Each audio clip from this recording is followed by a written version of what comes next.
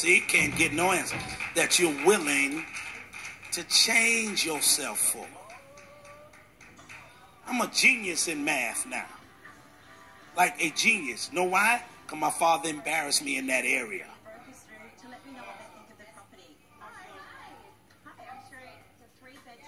Y'all real quiet over in that quiet section. My father, who I loved enough to change his disappointment. Oh, you throw math in front of me, I'm going to kill it. I'm just smart. But back then, I came from a PS public school in Brooklyn and went to Long Island, and they thrust me in the same 8th grade, but them 8th grade was doing what folk were doing in the 12th grade in the hood. I got in there, and the first dumb question I asked for any man who will jump who loves me right now and respect that I took your time, I said, is this English or math?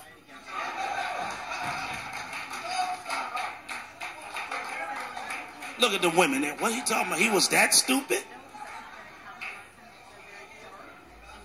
Because I had went to a new school that had letters with numbers, and I was like,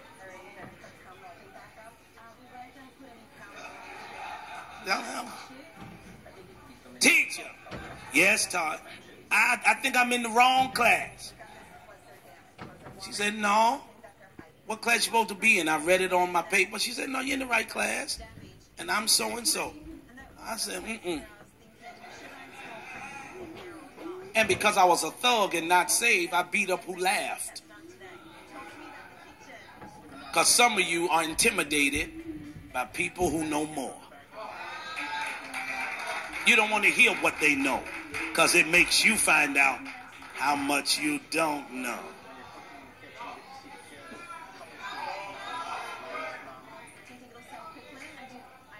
I started acing algebra, calculus, pre-calc, trigonometry. I started acing it.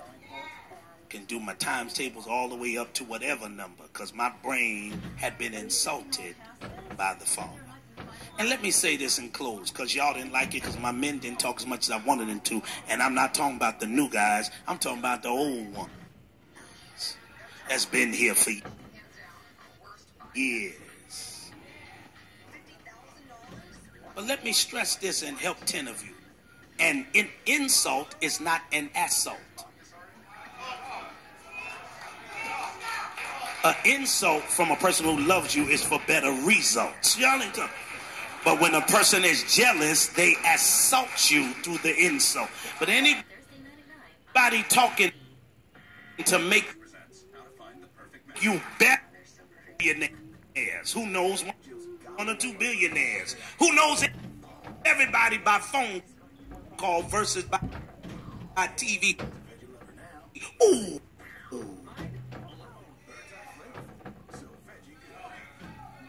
And being a business owner is 24/7 for website.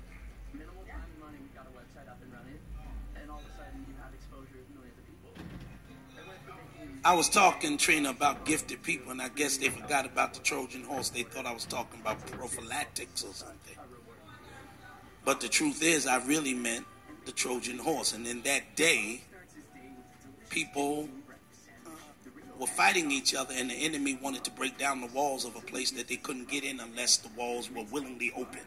I'm giving you the short version because y'all don't look like you want to learn nothing, young ladies. And then what happens is the enemy devises a Trojan horse as a gift and fills it with beautiful things, sends it to them. The enemy walks off. They open the gate because they want the gift. And a whole lot of y'all have a gift,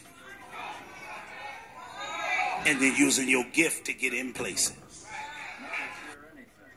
But when that gift got in, while folks said that, it was what was inside the gift.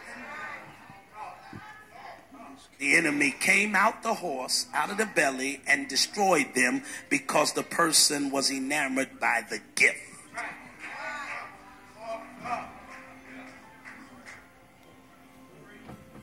You are not your gift.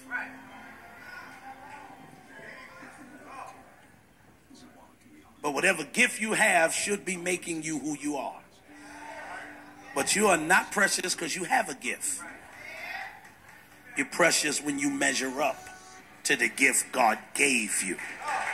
You got to treasure the gift by making sure your character, all right, I'm getting out of here, is worthy of the gift that you are operating in that makes people give you their attention.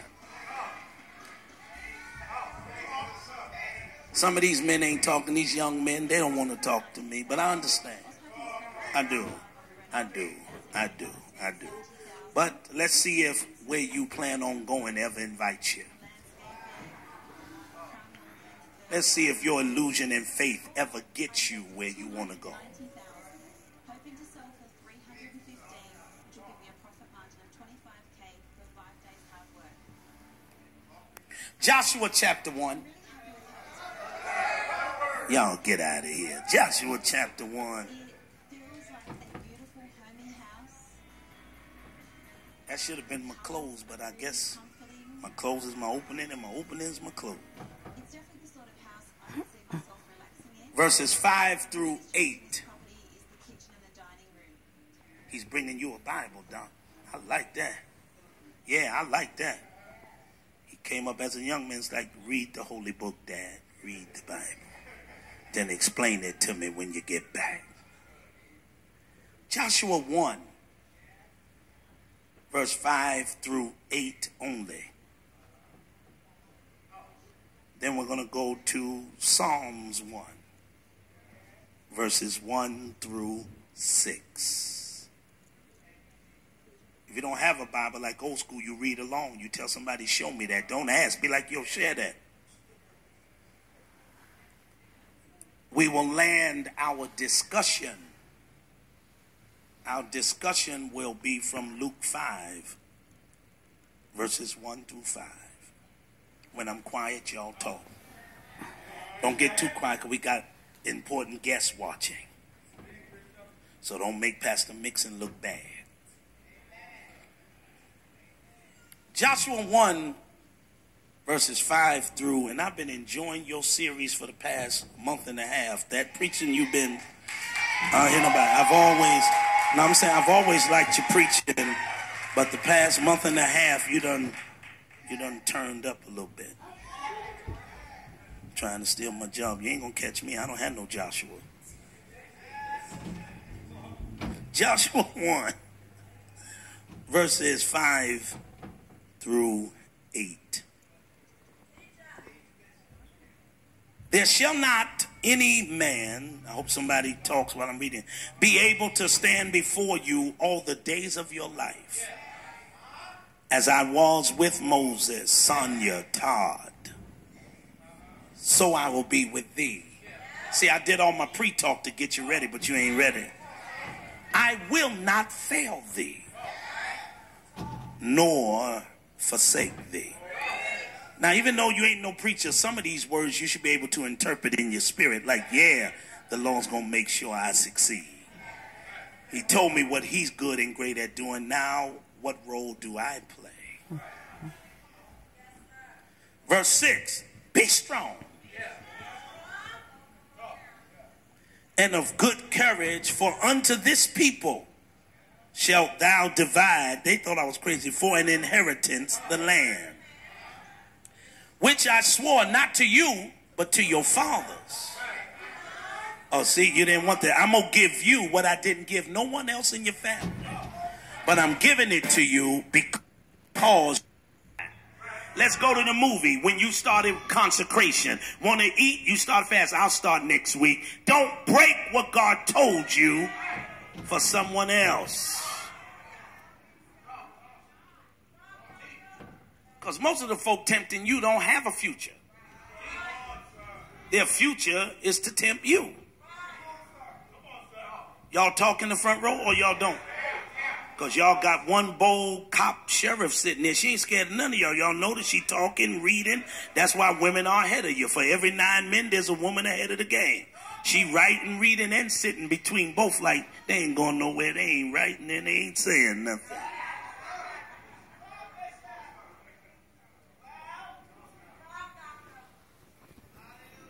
Moses, my servant, commanded thee, turn not from it to the right or to the left, that thou mayest prosper. Lord, I got a packed church and nobody talking. Prosper whithersoever thou goest.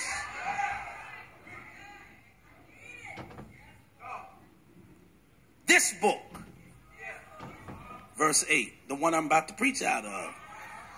Y'all better talk. This book of the law shall not depart out of your mouth. You're going to talk about the Bible. Head. And even though you just got saved, it'll make those that are your boys not try to tempt you because you started out with, man, I went to church and say, oh, no, he ain't going to do this, man. There you go, church. You fall into temptation because you don't know what to say. You don't want that man thinking that you easy. Say something about God in the beginning of the relationship. Tell him, I love God. You don't love God? What's wrong with you? I love him. I love him. I love him. I love him.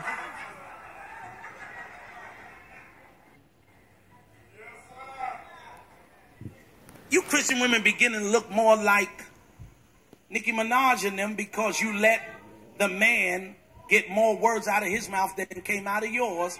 So you're redesigning your love around his like.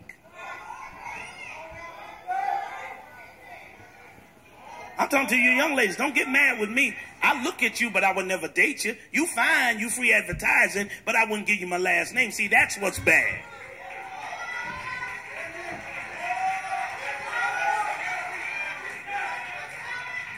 See, nobody understood that because you took it personal.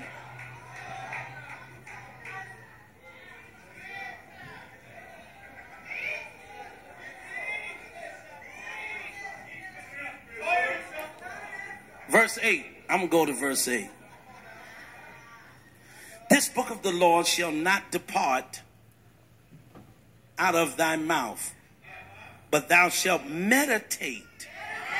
Somebody say meditate, meditate, meditate. Therein day and night. It didn't say you got to read it, but what you read or what you hear on Sunday, you should be thinking about it Monday, Tuesday, and you ought to need a fix by Wednesday Bible study. Y'all ain't talk. And then Thursday and Friday, you think about it. Saturday, you hang out. You might fall or sin once or twice. Sunday, you come back and be like, I need a little more word. Because I just heard something Sunday, but I made a mistake Friday. But it wasn't as bad as it was last week. Keep preaching. See? Keep teaching. Because the more I hear you and the more I think on it, it changes my perception. It also changes my appetite. If it fully gets in you, talk to me, drummer boy, it will get in your direction.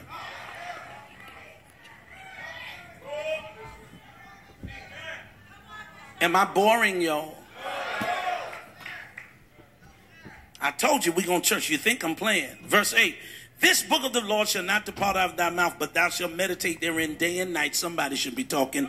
That thou mayest observe to do according to all that is written therein. Now let me say this for elders and ministers who are catching this, and young man on the camera, keep moving because I'm moving. Let me say this to about 8 people who will get excited. It doesn't say you'll be able to live it all, but it says at least observe it.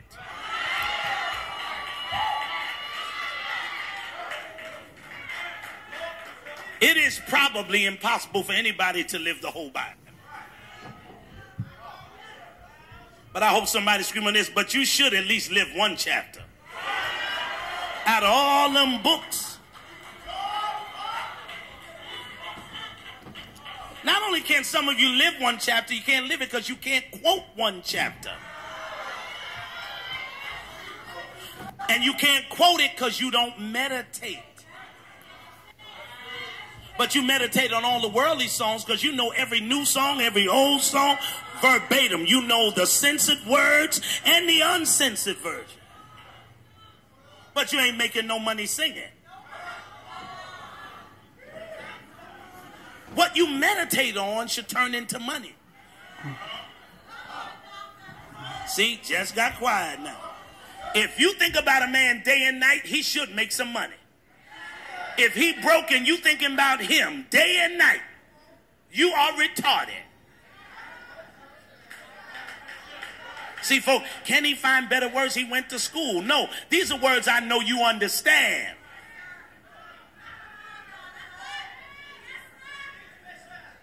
And if he think about you all day and you broke, he retarded too. I don't want your money, but I want you to have some. So if I get fired, can you pay the rent for 2 months? Uh-oh, I done said something. The brothers stood up. They're like, yeah, that's my bishop. Ooh, yeah. I don't want your money, but I want the rights to brag to my friends and say you have some. If temptation approaches me in the form of a woman and I am married to a woman that I chose to love, I'm hoping a man and a woman scream because I want to teach you. And then something better looking comes in my way after we argued at home. And now because you argued, Satan times his temptation because what you love insulted you and let you go driving, right? All right, y'all. I ain't going to say y'all cheated, but y'all thought about it. But let me tell you something, right? And so have women. You may not have done it, but it crosses you a little bit. If you smiled at him, you were cheating. He cute. You were cheating. Because we men are stupid. We cheat and she don't look good. We look at the body.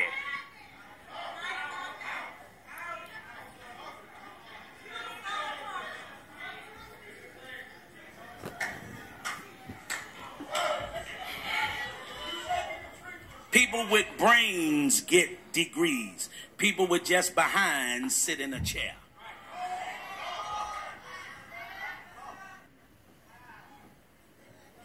All right. If Prettier comes to me and I'm upset because my wife said some defaming, demeaning words out of pain or whatever, being an alpha male from the block, I go into my gangster mode. I get in my car with the intention to go hang somewhere, but not to cheat. But I'm angry enough to cheat. See, you didn't like, nobody likes real examples. Nobody likes real examples. If a fine woman approaches me where I'm eating, hello. I'm going to say hello because right now I'm angry, but I'm going to at least say hello.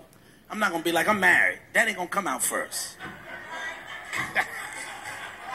Unless your wife had a good moment and you just left having the best romantic moment of your life and you went to buy her some food. If a person approached you and home is straight, you'd be like, no, no, boo, I'm married. But if you just argue, I'm married ain't coming out first. You'd be like, hello to you. And she already likes your swag because you're angry with it. Oh, yeah. And the hood rat chick don't see it as anger. She sees it as, ooh.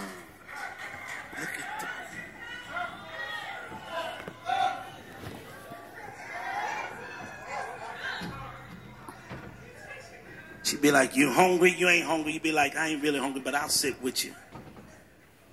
Now, guilt settles in if you're a human being. You're not cheating, but you're entertaining it. Oh, y'all. So I'm sitting there, and I'm like, I need to get on home. Because your swag is telling you, you know you can get this. And now you're like, oh, I need to get up and get on home. The more you keep talking, if you're intelligent and successful like me with something to lose, those thoughts now come into play. What if I get caught? The second rule is what if one of my members are in here? The third rule, what if she know my wife? Oh, y'all didn't think like this? Y'all just messed up for real? I got too much to lose to just go for it. I be thinking.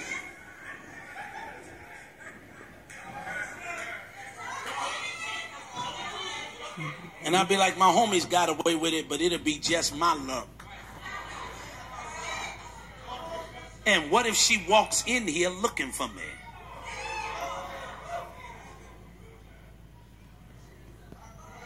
The thing that would turn me off is I'm mad, I'm out of order, I've lost focus, I'm a weapon of mass distraction. She's beautiful, she's fine, she sits there, she's turning on my flesh. I can't think of my wife because I'm angry, so I find pleasantries in this conversation. As I'm engaging in this wonderful conversation with this wonderful, beautiful woman, we then engage into what you do for a living. Okay, and then I ask her what you do first, and I tell you what I do.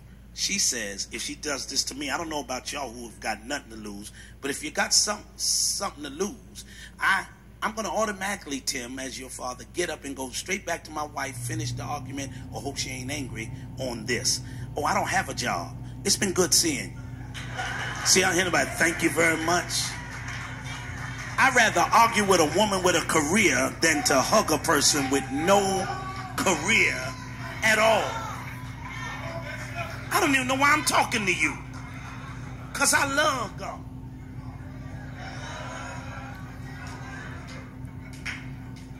Everybody done heard that. I don't know why I don't even.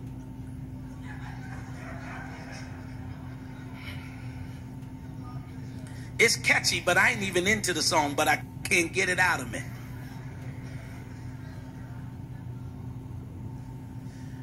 I want the first step to be from folk who will be here for the next, you're going to be here 40 minutes, you ain't got nowhere to go, no big games on.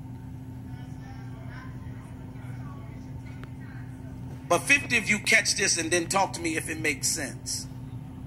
The first thing I want you to do is stop sitting with folk that don't have a direction. Period. Misery loves company. What you doing? Nothing, me either. What you want to do? If we are doing nothing, then why should we create something? I want you to stop having friends that don't have a future. And if who you're hanging with is hanging with folk that you don't like, why are you there? Because who they choose to be a friend of should let you know how they think. And if you try to help them and they don't listen to you, why are you still there? Well, that's my friend and I don't want to get hurt. You are not her Holy Ghost. You're a Christian. If these other sinful friendships, y'all are quiet, want to do their thing, let them do their thing while you do your God. You understand? You do not stop doing what God told you to do. Not even, y'all, I ain't got no women now, they mad. Not even if that's your best friend. It's bad to have a best friend that always makes the worst decisions.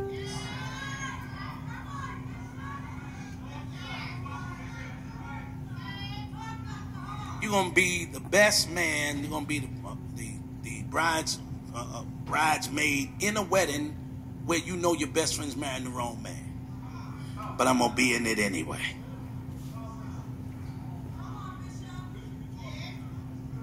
You just signed her life away.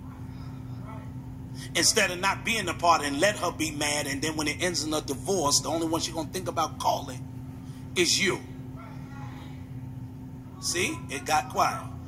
And you'll be able to tell her, I loved you, but I just couldn't be a part of something knowing that you deserve more.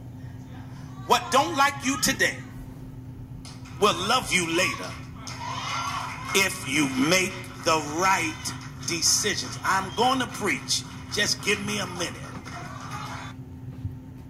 Then thou shalt make thy way prosperous.